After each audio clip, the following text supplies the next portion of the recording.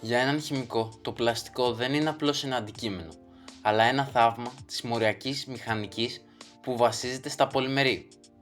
Όμως, πώς μετατρέπεται το ακατέργαστο πετρέλαιο σε μια ανθεκτική ύλη και γιατί αυτό το θαύμα έχει εξελιχθεί σε έναν από τους μεγαλύτερους περιβαλλοντικούς εφιάλτες του αιώνα μας. Πάμε να δούμε τη χημεία πίσω από την κατασκευή του και την αλήθεια για τα προβλήματα που δημιουργεί. Η γέννηση του πλαστικού ξεκινά βαθιά κάτω από τη γη. Η πρώτη ύλη είναι τα ορυκτά καύσιμα, κυρίως το πετρέλαιο και το φυσικό αέριο. Στα διελιστήρια, το αργό πετρέλαιο διαχωρίζεται σε διάφορα κλάσματα και εμείς απομονώνουμε την ναύθα, η οποία είναι το κλειδί για την παραγωγή πλαστικών. Η πραγματική χημεία όμως συμβαίνει σε δύο στάδια. Πρώτα έχουμε την πυρόληση. Εκεί με τη χρήση υψηλής θερμότητας σπάμε τους μεγάλους υδρογονάνθρακες της ναύθας σε μικρά δραστικά αμμόρια που ονομάζονται μονομεροί. Τα πιο γνωστά είναι το αιθυλένιο και το προπυλένιο. Το δεύτερο και κρισιμότερο στάδιο είναι ο πολυμερισμός. Μέσα σε ειδικούς αντιδραστήρες και με τη βοήθεια καταλυτών, χιλιάδες τέτοια μονομεροί ενώνονται μεταξύ τους σαν τους κρίκους μιας αλυσίδας. Το αποτέλεσμα είναι τα πολυμεροί, μεγαλομόρια με τεράστιο μοριακό βάρος. Αυτή η αλυσίδα είναι που δίνει στο πλαστικό την αντοχή και την ελαστικότητά του. Από αυτή τη διαδικασία προκύπτουν διαφορετικοί τύποι υλικών που χρησιμοποιούμε καθημερινά. Το πολυεθυλένιο, από το οποίο φτιάχνουμε σακούλες και μεμβράνες συσκευασίας, το πολυπροπυλένιο που χρησιμοποιείται σε δοχεία φαγητού, τάπερ και εξαρτήματα αυτοκινήτων λόγω αντοχής του στην θερμότητα, το πολυστερένιο, το γνωστό μας φελιζόλ, αλλά και το PVC που είναι απαραίτητο για τις σωληνώσεις και τα ιατρικά είδη.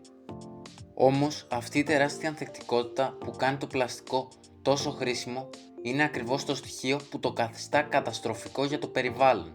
Το μεγαλύτερο πρόβλημα είναι ότι το πλαστικό δεν βιοδιασπάται, απλώς σπάει σε όλο και μικρότερα κομμάτια. Κάθε χρόνο εκατομμύρια τόνοι πλαστικού καταλήγουν στους ωκεανούς μας. Εκεί, μέσω της φωτοδιάσπασης από τον ήλιο και της τριβής, με τα κύματα δημιουργούνται τα μικροπλαστικά. Αυτά τα σωματίδια με μέγεθος μικρότερο από 5 χιλιοστά λειτουργούν σαν μαγνήτες τοξικών ουσιών. Τα θαλάσσια είδη τα μπερδεύουν με τροφή με αποτέλεσμα οι τοξίνες να περνούν στο σώμα τους και μέσω της τροφικής αλυσίδας να φτάνουν τελικά στο πιάτο μας. Η ρύπανση όμως δεν είναι μόνο οπτική ή τροφική. Στις θάλασσες σχηματίζονται ολόκληρα νησιά απορριμμάτων, όπως η μεγάλη πλαστική κοιλίδα του Ειρηνικού που πλέον έχει έκταση τριπλάσια από τη Γαλλία. Χιλιάδες θαλάσσιες χελώνες, πουλιά και θηλαστικά πεθαίνουν κάθε χρόνο από ασφυξία ή εσωτερικούς τραυματισμούς λόγω κατάποσης πλαστικών αντικειμένων. Το αποτέλεσμα όλων αυτών: μολύνουμε τον υδροφόρο ορίζοντα, καταστρέφουμε τα οικοσυστήματα και αποθηκεύουμε την υγεία των επόμενων γενεών για ένα υλικό που χρησιμοποιείται συχνά μόνο για λίγα λεπτά. Η λύση δεν είναι μία για να αντιμετωπίσουμε αυτή την κρίση, αλλά απαιτεί αλλαγές σε πολλά επίπεδα. Η μείωση της χρήσης πλαστικών μίας χρήσης είναι το πιο κρίσιμο βήμα. Η ανακύκλωση από μόνη της δεν αρκεί αν δεν σταματήσουμε να παράγουμε άσκοπο πλαστικό. Δεύτερον, η επιστήμη της χημείας δίνει ελπίδα μέσα από τα βιοπλαστικά. Πρόκειται για υλικά που προέρχονται από ανανεώσιμες πηγές όπως το καλαμπόκι ή τα άχυρα και είναι σχεδιασμένα να βιοδιασπώνται στο περιβάλλον πολύ πιο γρήγορα.